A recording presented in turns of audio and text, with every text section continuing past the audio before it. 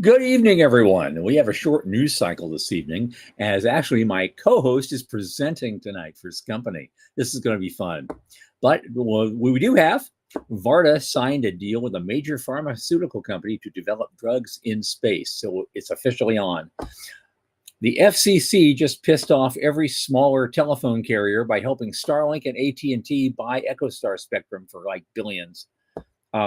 A company called Starcatcher just closed a $65 million deal to put the first power grid in orbit using lasers. Google and SpaceX are in talks for collaboration on orbiting data centers, and the first Block 3 Starship launch could come as early as next week. From the news desk at the Center for Space Commerce and Finance, my name is Thomas Andrew Olson, and this is The Unknown Quantity.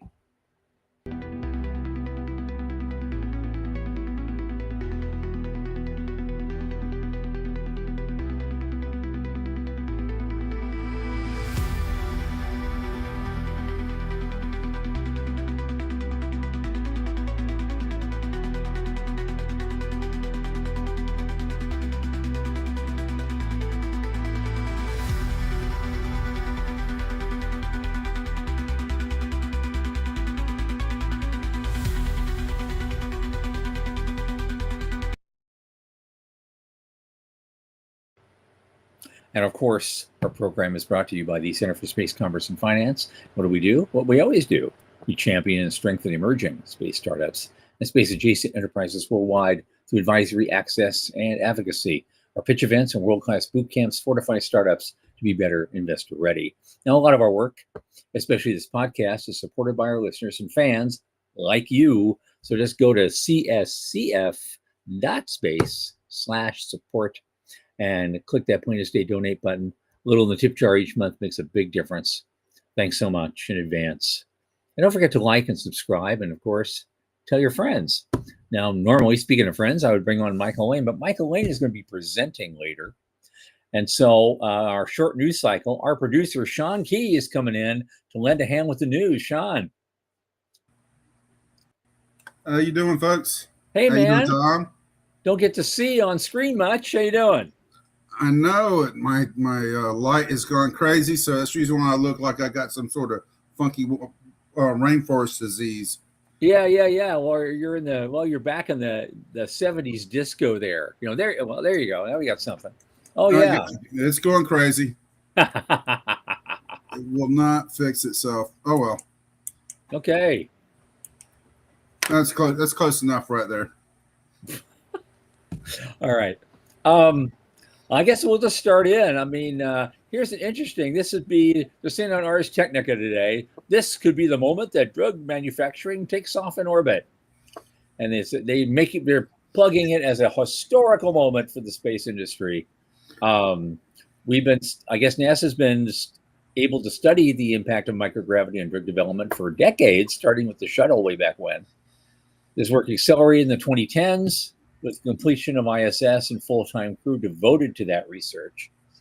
But I know there's been some successes during that time frame. The cancer drug called Keytruda started crystallizing that in 2019, and that opened up the possibility of doing all sorts of other things. Right. NASA subsidized a lot of that work. Yep. And now Varda has come in. Yeah, and it looks like it's being subsidized a little bit from private company. Hold on, I'm trying to pull it up right now. There we go. Okay. So readers can see it. There it is. Sorry about that. I'm trying to do two things at once here. I'm trying to look pretty on screen and do this, and I'm failing at both. So yeah, behind the scenes, I'm a fan of Varda. Yep. And so does Tom. Michael. But and for me, it's the down mass. I'm really a big component about down mass. I think it's one of the things that makes the economy, a commercial space economy, more complete. And I do like the idea of it developing. It's just that I don't know how fast that's going to be compared to what they're playing and saying. Yeah, you're right. They're not really talking much about the time frames for this, just that they, after launching their first vehicles, They have these capsules have autonomous bioreactors that spend a few weeks to a month in microgravity, and then they process pharmaceuticals in the absence of gravity. Well, they signed a deal with United Therapeutics Yeah.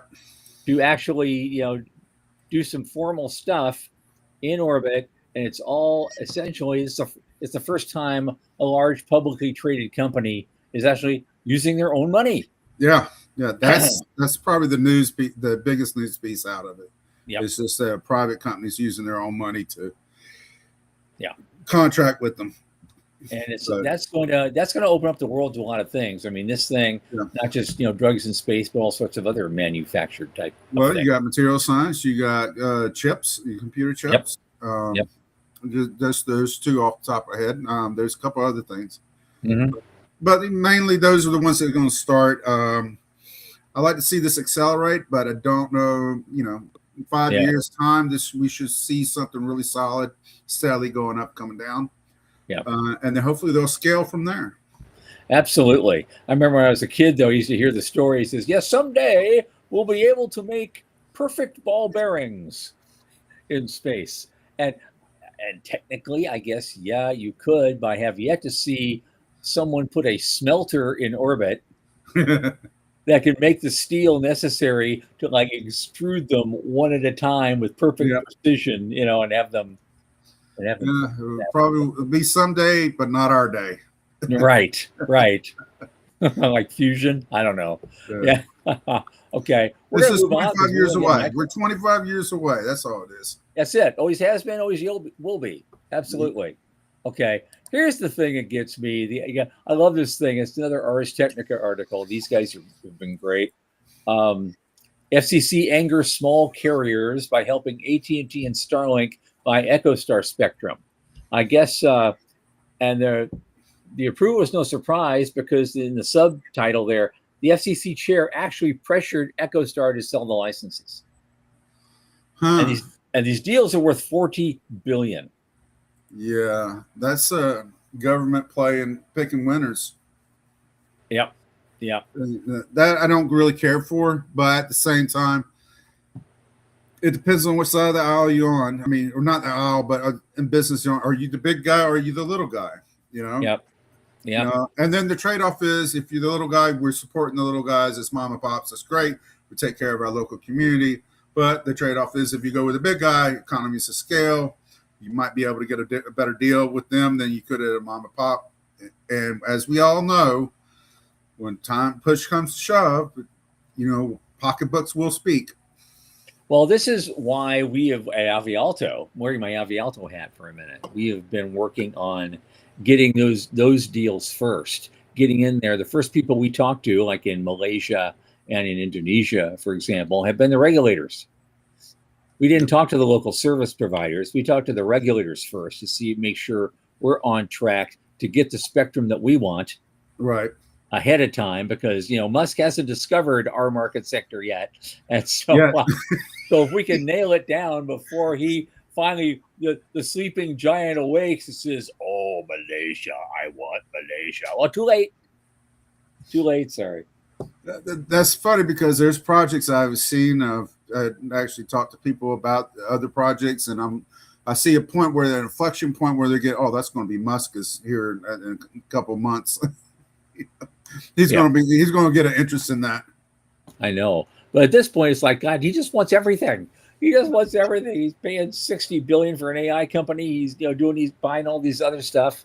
We're not even at it's like he's already spending his IPO money before he gets it.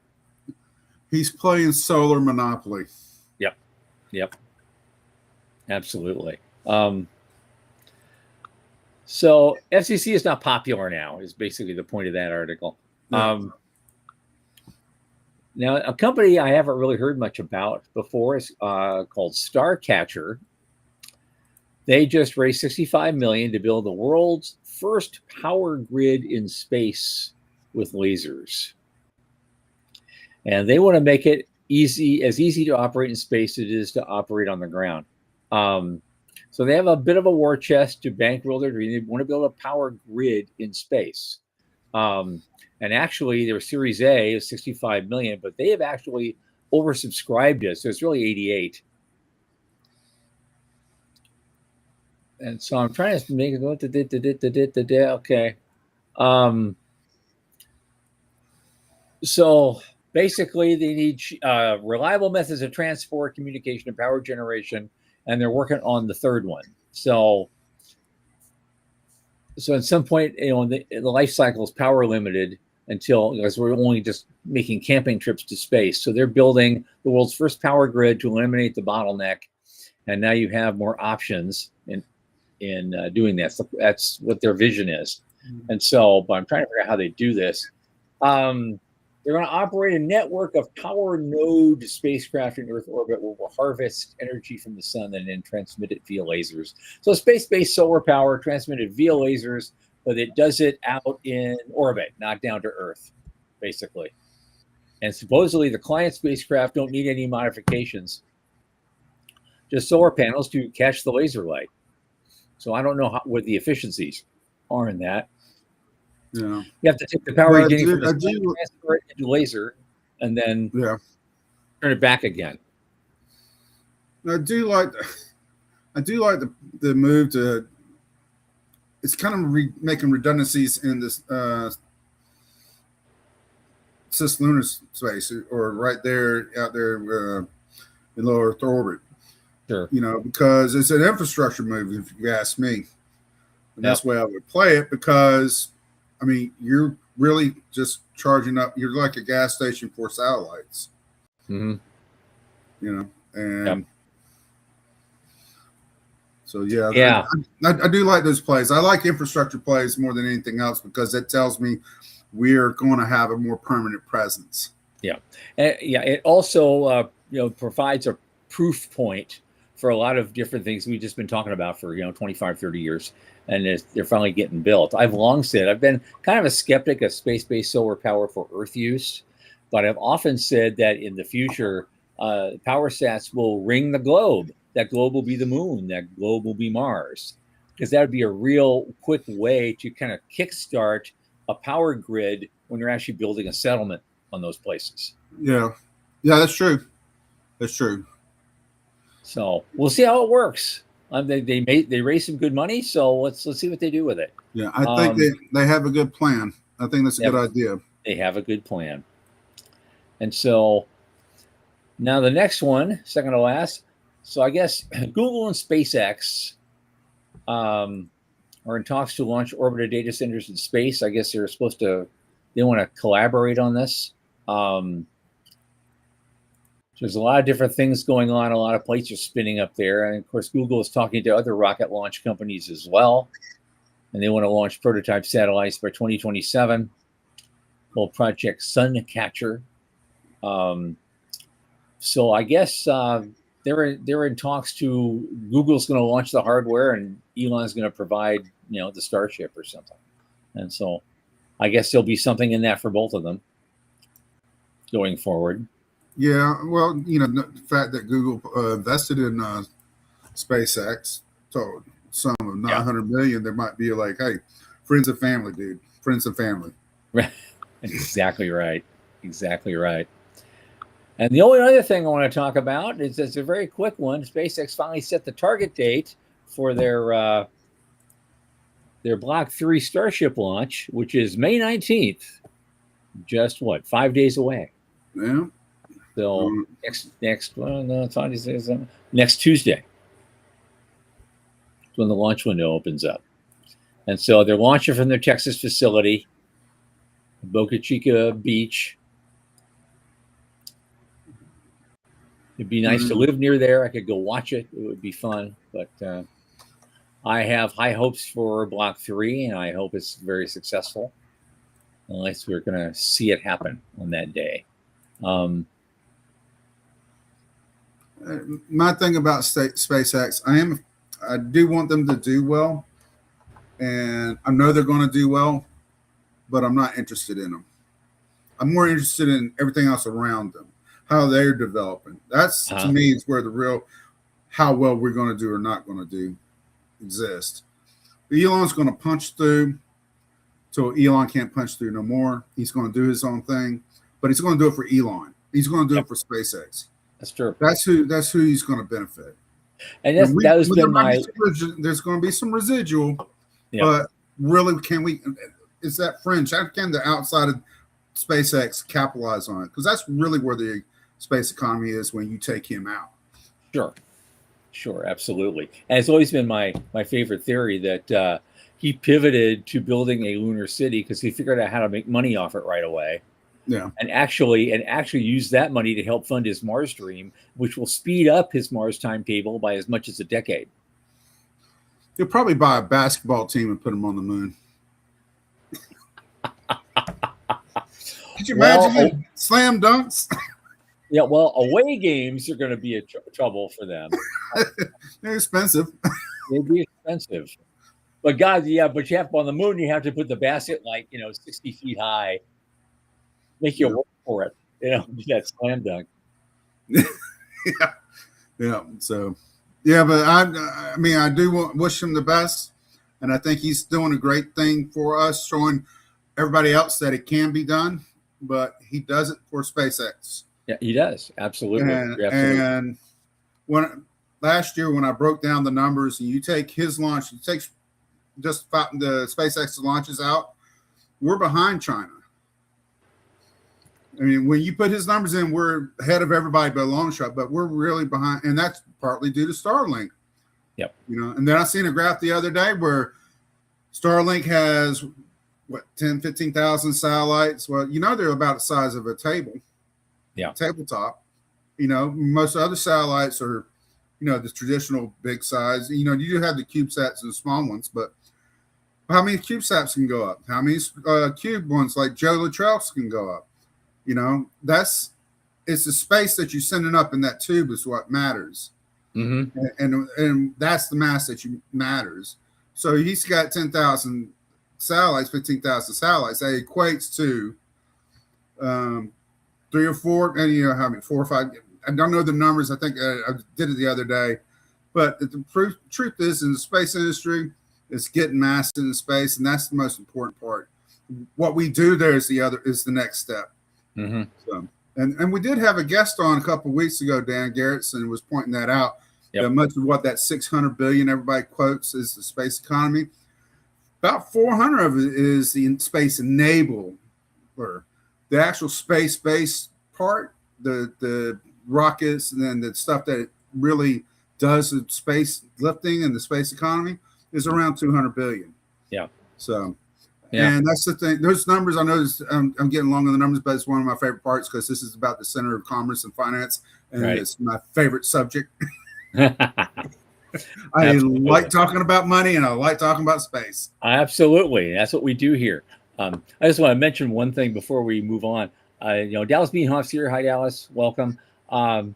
You mentioned that Starcatcher may allow customers to reduce their battery mass as they fly through Earth's shadow, which is an interesting thing to think about. I'd be curious how long that would take for the CubeSat manufacturers to retool for that. Well, I know somebody you might be able to ask who has an idea. Okay.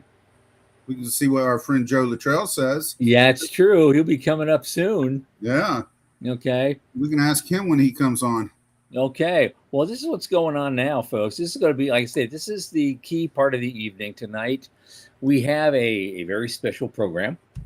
My regular co-host, Michael Laine, is also raising a lot of needed capital for his Liftport Lunar Elevator Initiative. And he's coming on tonight. He's actually going to make, he agreed to do this. He's kind of scared about it, but he's going to do his pitch, his money pitch, like we would do it at a pitch event at a Silicon Valley, investor company or wherever you want to do your pitch at.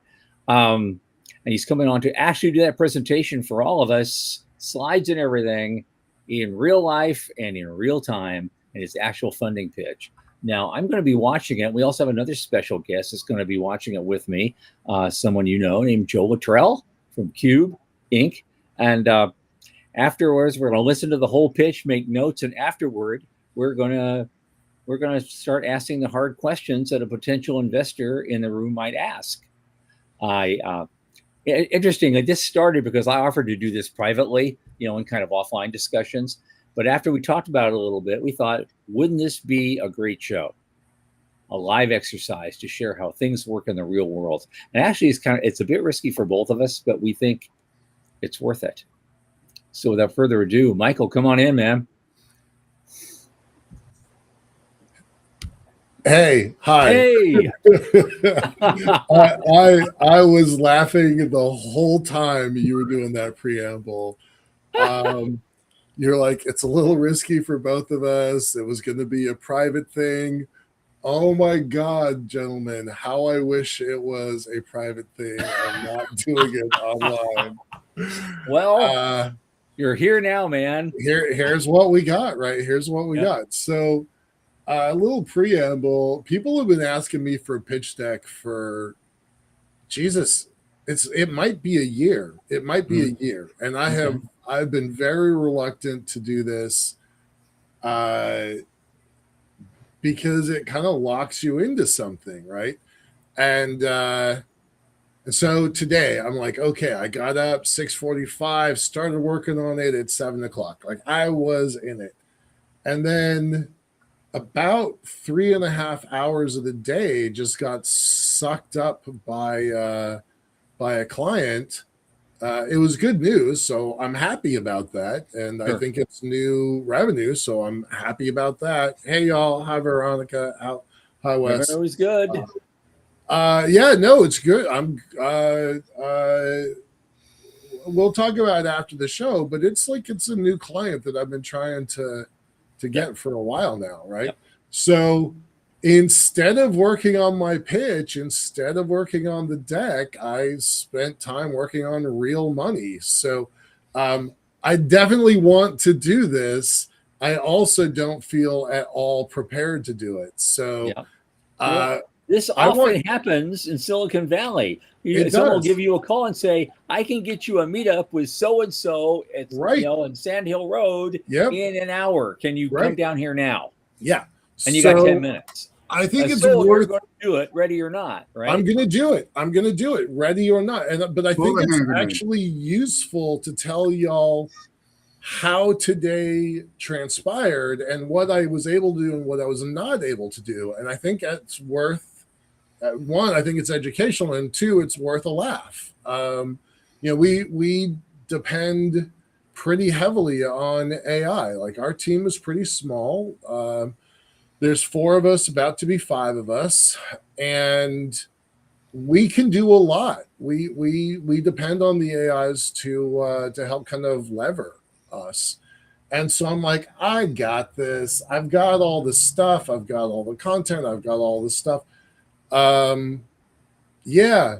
And then when I put these slides up, you're just going to laugh because these are robot generated slides. And these are the best robot generated slides. I had a whole nother set that's way worse than this. So this is the best set. So that's one thing. I'm like, okay. I was actually trying to conform to your rules, Tom. Like 7 minutes, hard stop.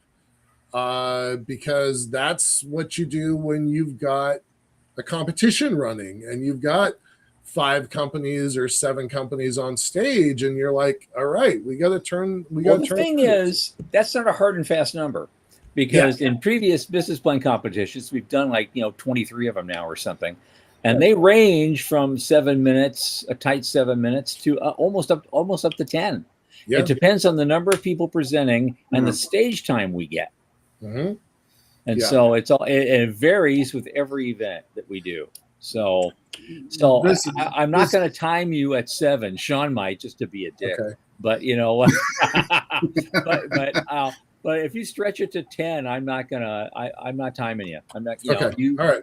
Stay in your comfort zone, because I want you to get done. I don't want you to get at 7 minutes and you've got 3 slides left and you fucked up. I'm not getting the hook. I want to see the whole damn thing. Okay. I did. Well, I left it at 7 slides, which was way harder for me because y'all know I like to talk. Yes, I do. I know that very well. Yep. So there's that. let's just go ahead and get into it. That's kind of enough preamble. Well, before we get into it, I'm going to bring Joe Luttrell on. Yep. I'm going to recuse myself because I'm kind of close to the project. Right.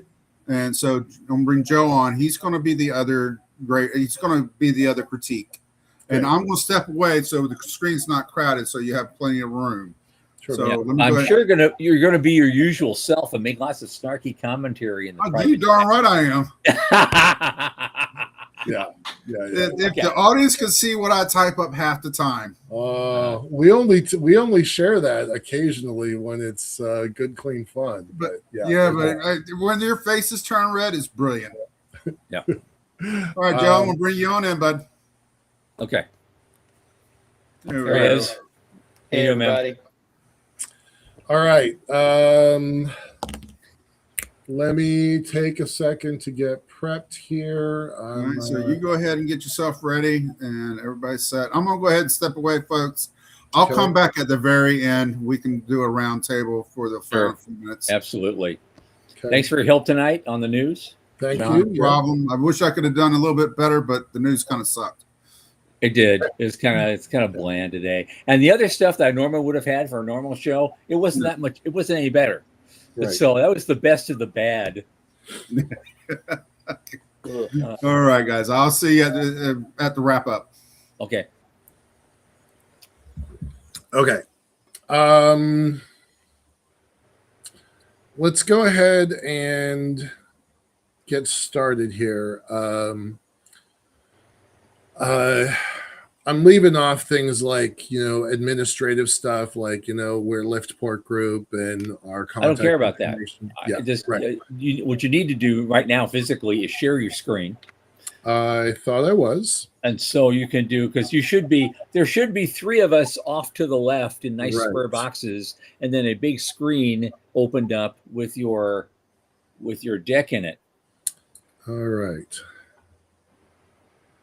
That's one part.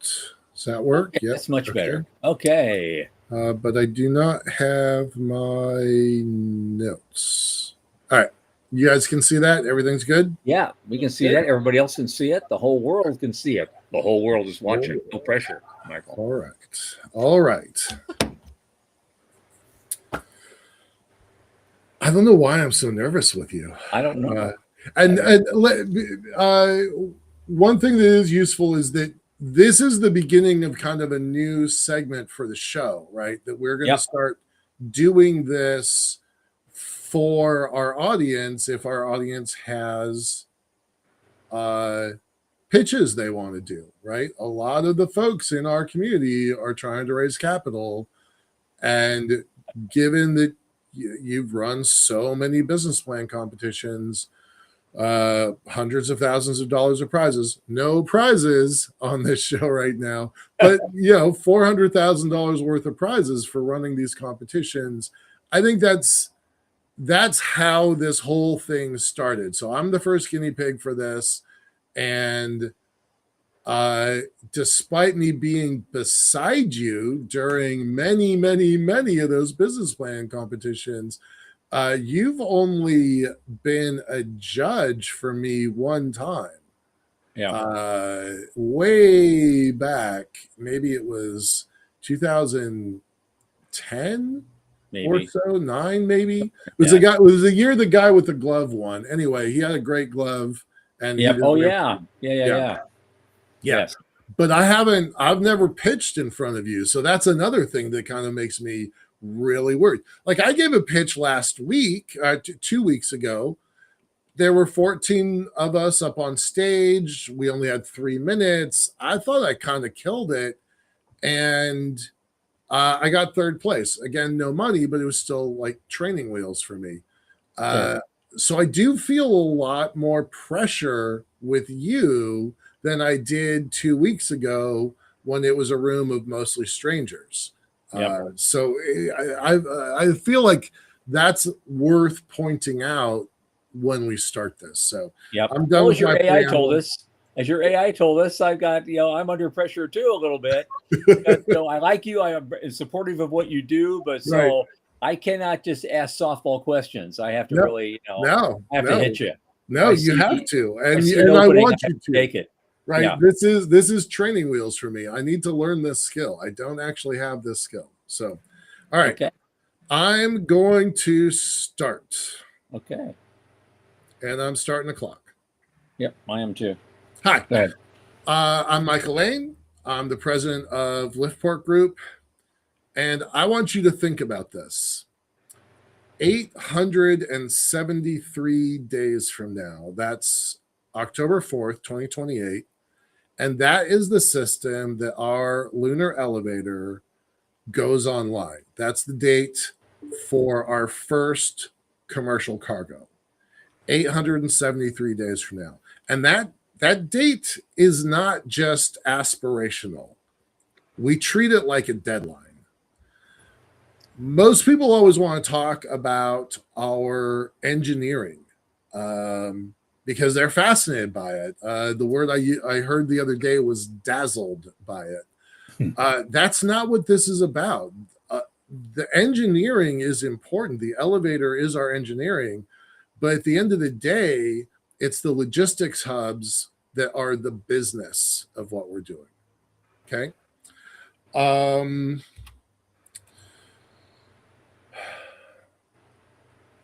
The first question I always get when I talk to space people, especially space money people, is why the moon?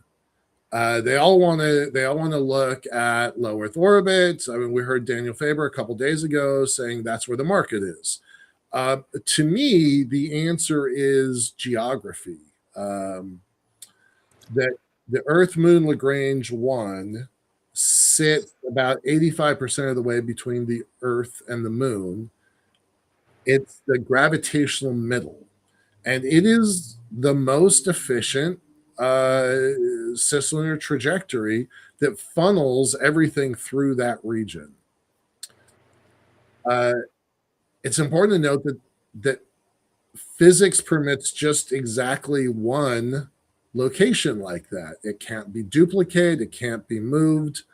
As the cheesy movie from the 80s, Highlander said, there can be only one. And if the cislunar space was a game board, then EML1 is Boardwalk. Whoever holds that infrastructure collects a toll for every transit, every mission, every payload moving between the Earth and the Moon. That's not a market thesis. That's orbital mechanics, and our business mode is based on physics. What we're trying to do is change the game in space, just absolutely upend it.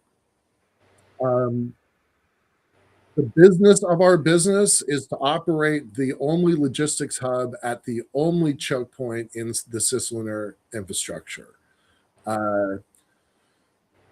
If you added every provider, every program combined going to the moon, the lunar cargo manifest is about 5 to 9 metric tons per year. That's a very fuzzy number, especially with the changes in the Artemis program recently, but it's a validated number. And the price tags there are between $500,000 and $1 million per kilo. So far, science has been the only thing that has justified that. Yes, there are some commercial providers that are trying to do stuff, but if you look at their customer's customer, it's almost always NASA trying to do science. And when we talk about large scale development, water, consumables, construction, that's all been financially excluded. So $500,000 per kilo currently. And what we're trying to do at Liftport, our logistics hub, is to take that price wall down from $500,000 per kilo to only $5,000 per kilo. We're taking 2 zeros off the price tag. We're taking it down 2 orders of magnitude. And in our first operational year, we should be able to move about 40 tons And that's pretty close to 5 to 8 times the entire global manifest for the moon. So that's one operator in 1 year. Fast forward, our projections actually push us closer to $4.2 billion in combined revenue within the first decade of operations. We're not competing for market share. There is no market to take. There's nobody that we're going to take this away from. What we're doing is we are seeding and growing a new market by knocking down the price wall that keeps it from happening. So, who are our customer? And as Michael Mealing always says, who's our customer's customer?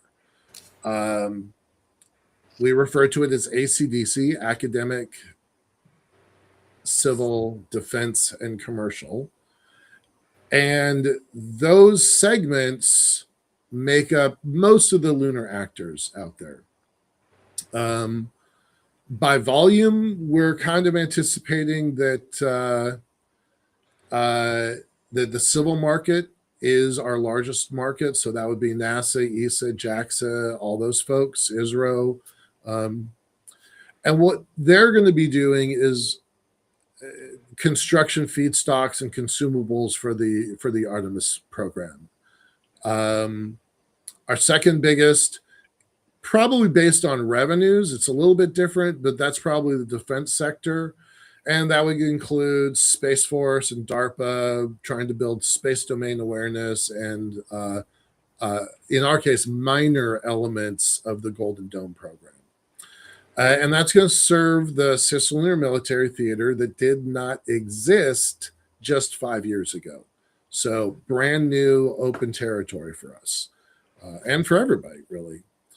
The commercial sector is the one that is the fuzziest. We certainly, I think everybody on this show, certainly we think that will ultimately become the biggest sector. But that really only happens at scale once the price wall comes down. So there are going to be things like lunar resource companies, ISRU operators, communications infrastructure, that sort of thing. And finally, it's a little on the fuzzy side, but the academic community, National Science Foundation, university consortiums, international research collaborations, probably a lot of NGOs in there as well. And those customers are, in a way, they are the future itself. As we train more new, younger students to move into this field, they're going to have a role to play. And what we're doing is we're building the only architecture that moves cargo at a price that lets the rest of the economy exist. I think that's really important to kind of just let that sink in. We build the system that makes all the other systems work. So why us? Why now? What's going on here? Liftport's been working in space elevators for 25 years, lunar elevators specifically for the last 15. And a fair skeptical question to ask is, why hasn't this happened yet? And I think the answer is relatively straightforward. The surrounding economy, the industry wasn't ready. Launch costs have collapsed. Governments have reprioritized the moon. Capital has rotated towards infrastructure. And the world is finally caught up with our vision. 25 years isn't a liability, it's a moat. The failure modes, the materials, the deployment sequencing, no one starting today can replicate our experience inside of a venture timeline. And we've put hardware into the sky. In 2006, our lifter robots climbed a mile high on the tether. And in 2007, we operated a tether system for 60 days. And hardware is going up again soon this November. Our fast mover, our string satellite, Is the world's first dedicated space elevator ribbon test flight. 90% of the satellite is complete. The manifest is confirmed. Licensing is nearly done. In just 6 months, the question of is the string strong enough will have a public, hardware validated answer. Going back to the engineering, the physics of this system are gentle. On Earth, the elevator fights a full gravity, a full atmosphere, weather. On the moon, no atmosphere, no weather, and 1/6 the gravity. So because of the balance of this system, gravity doesn't shout, it whispers. And that makes the whole system work because the forces are so small. No new physics are required.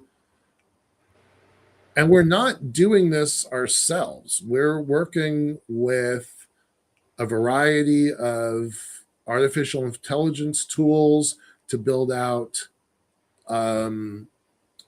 our simulations, our scenario planning, and our digital twins.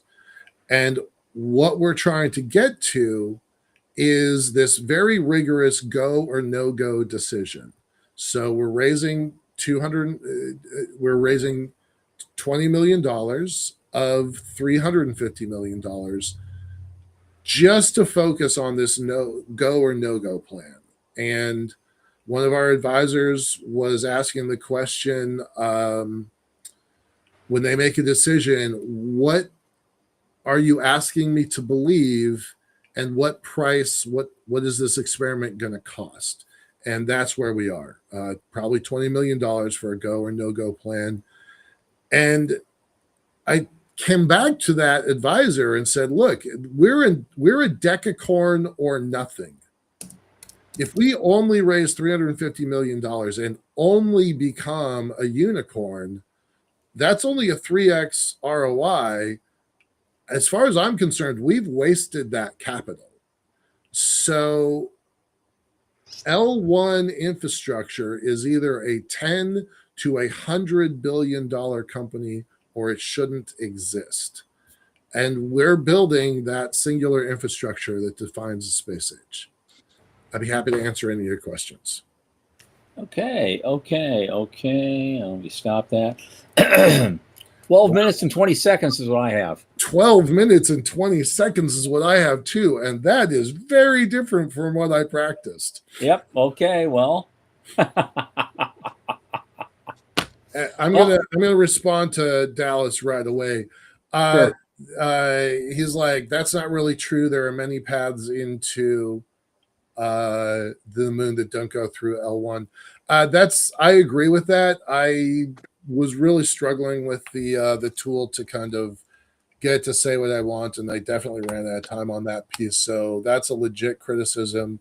One of the ways that I was trying to describe it was that this is an energy efficient system that L1, once you're there, makes everything else better and easier. But I just couldn't get it to say what I wanted to say. So I'll take the hit for that one. Okay. Yeah. And I also appreciate this price range. 100,000 if you're going with SpaceX and Starship. Which hasn't materialized yet. That I was just about to say, I'm not banking on that number. I did use the 1.2 Astrobotics number, and what I had been saying was the prices between 500,000 and $1 million.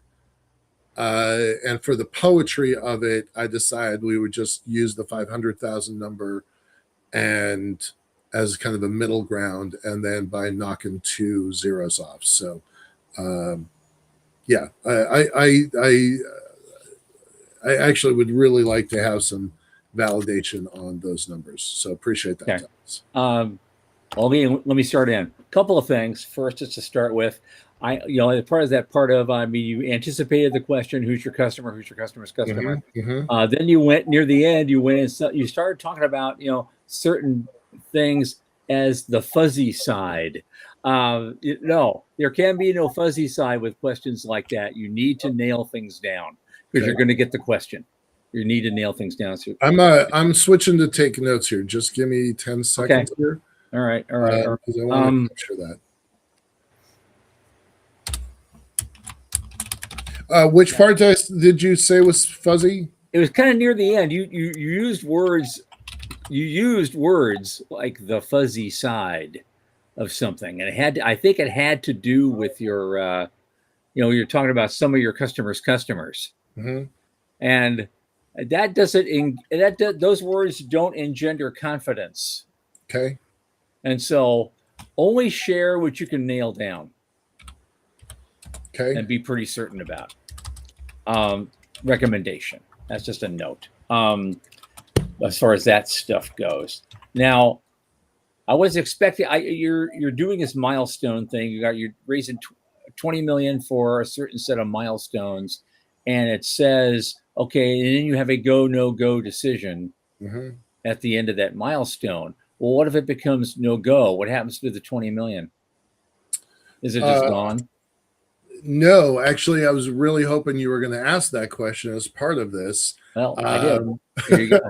I think that we have a very solid what if it fails plan, because what if it fails? We have a very large database, maybe 100,000 files in a bespoke AI tool. We have a team that's really good at tackling hard problems, unknown problems, and putting their arms around it and discovering things. So I think we still are a valuable company, even if we don't get the elevator built. We still have intellectual property, we have experience, and we have data. I think that probably gives us a valuation of maybe 2 or 3x, and somebody will acquire us as an acqui-hire acquisition. Yeah. It doesn't build us an elevator, but at least we know, okay, this plan didn't work. Somebody else is likely to buy us given that history and experience. Okay, good. Yeah. So if you have some IP and some skill sets that you can basically whore out, that would be a useful thing to have. Absolutely. So let's I want to go back to the big one, because you wanted 350 million, and at the time, so what is your valuation then? 350 million for what? If you got the whole 350 million today, what valuation are you offering on that? What's your valuation of the company? How much a percent of the company you're offering for 350 million? So if we had the whole $350 million, I think that puts us in the decacorn level right from the start.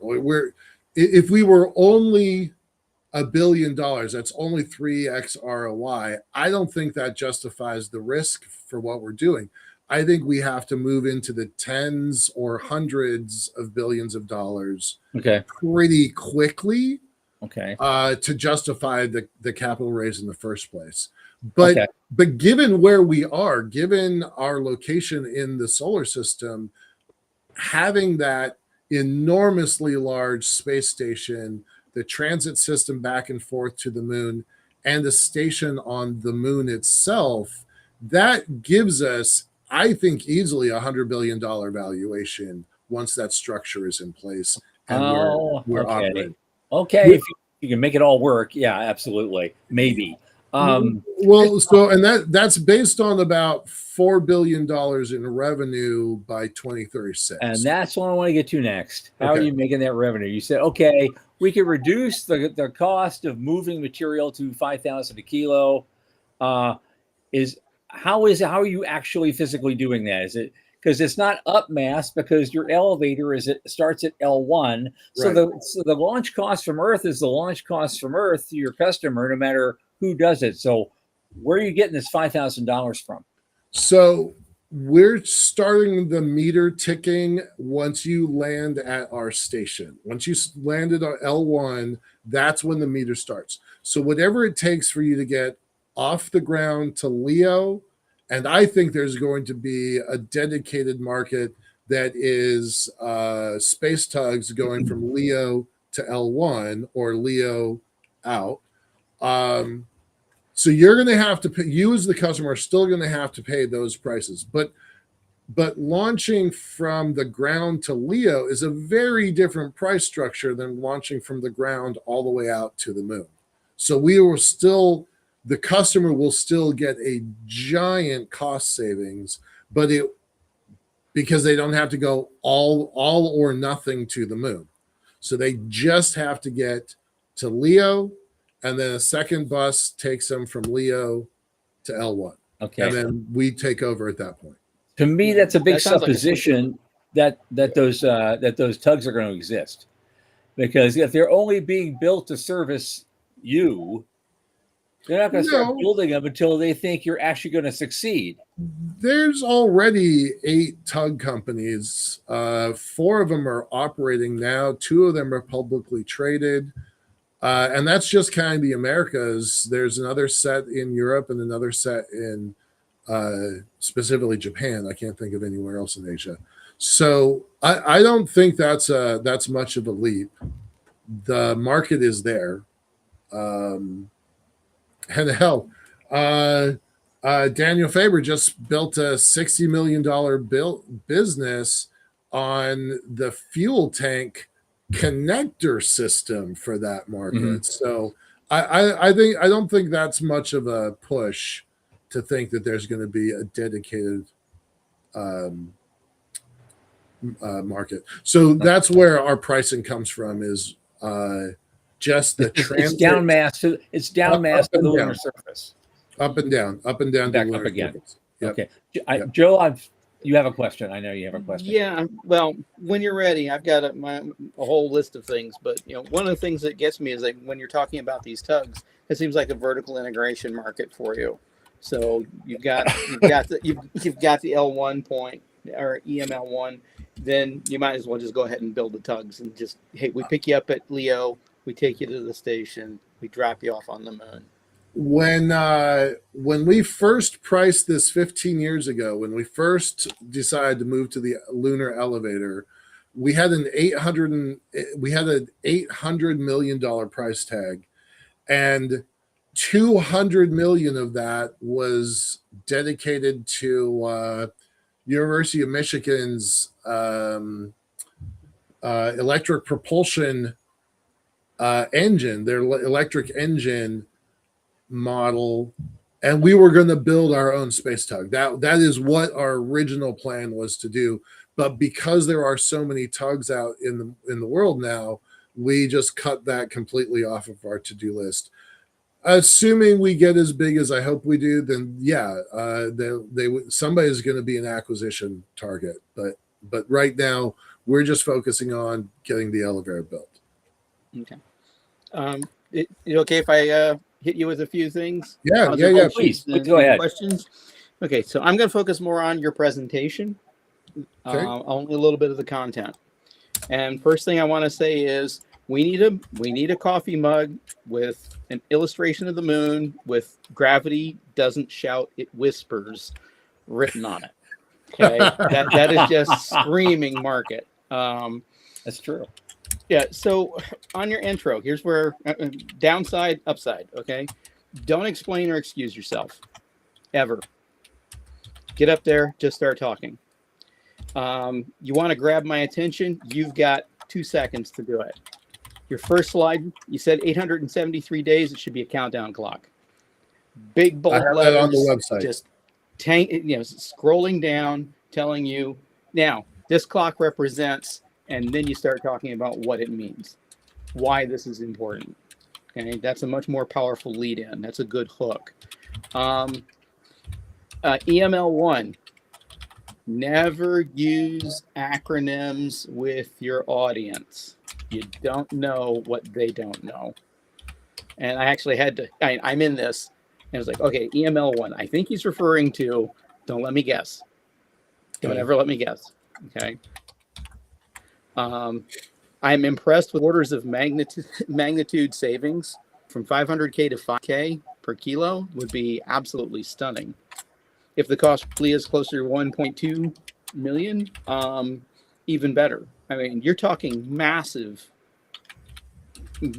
change in the way things are done business-wise. So yeah, that has some huge potential.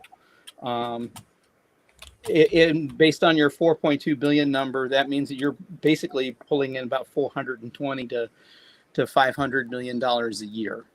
All right, We are counting on that. that's good. Yeah, that's good revenue. Yeah. And also you're creating a choke point when you have this elevator built. That is a choke point now.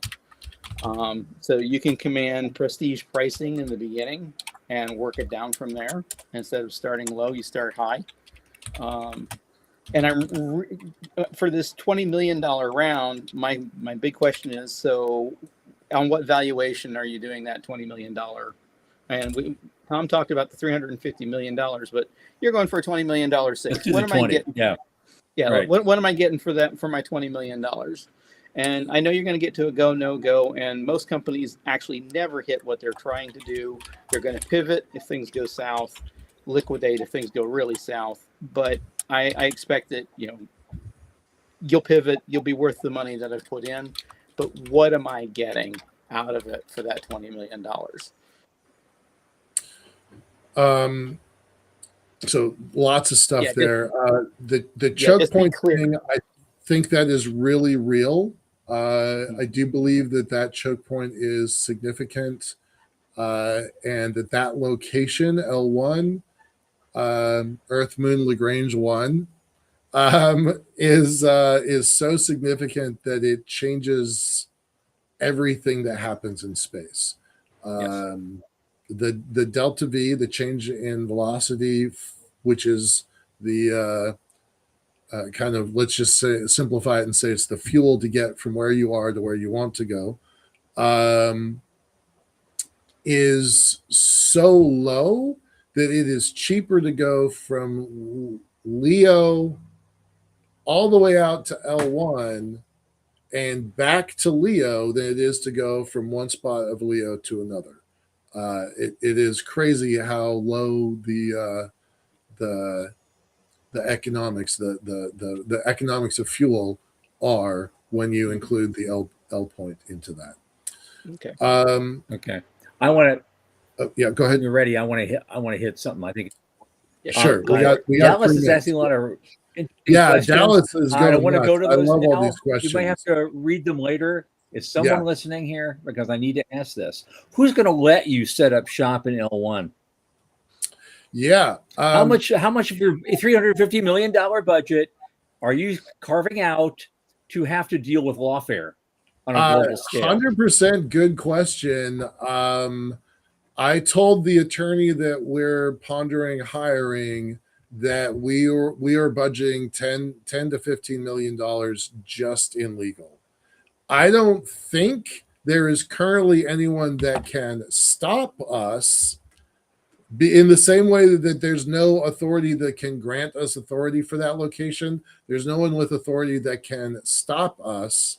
And I hate to say it, but I think whomever gets there first wins, and we want to get there first.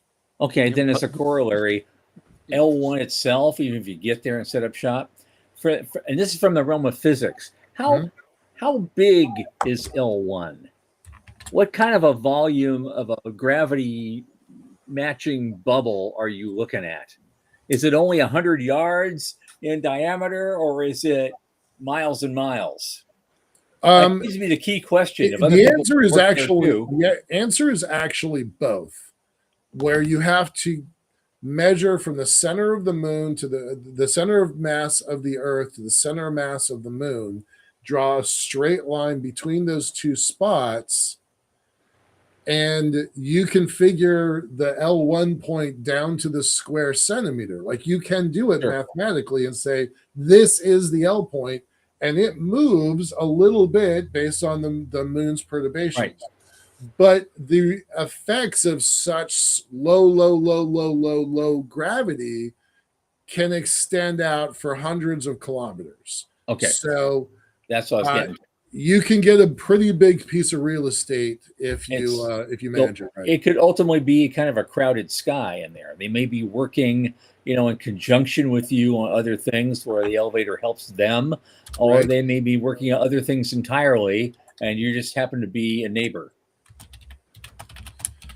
Yeah, exactly. I think we're going to have neighbors. Okay. Okay. I'm going to be an unfriendly neighbor and try to suck up as much of that real estate as I can. That is the honest truth. But yeah, there's other stuff out there at L1. Mm-hmm. Okay. But Well, great there's a lot of presentation. of stuff. You. Well, Dallas has put out a lot of stuff on this. I wish we had the time to actually. I love Dallas. Dallas, you Oh, and I should talk directly. I would appreciate that. I'm going to capture your comments and critiques because they're very important. They're very to me. important. But time does not allow us to Yeah. do that now. But I thought it was a real good first effort. There's a few little minor gaps here and there that need to be taken care of, and just to make sure you get those numbers right, and really do a slide showing this is how we make the numbers and make it very, very clear to any investor who's looking at it. That would be a big helpful point. Yeah, 2 thumbs way And up. a couple Doing of slides this is scary. But otherwise, good, good man. Very good. Thank you. I appreciate your critiques, both of them, both of y'all, and of course Dallas. Yeah, we want to get this right. All of us, we want to get this right. So thank you. Absolutely. Absolutely. I don't know those answers. So, it's up to you, man. Yeah.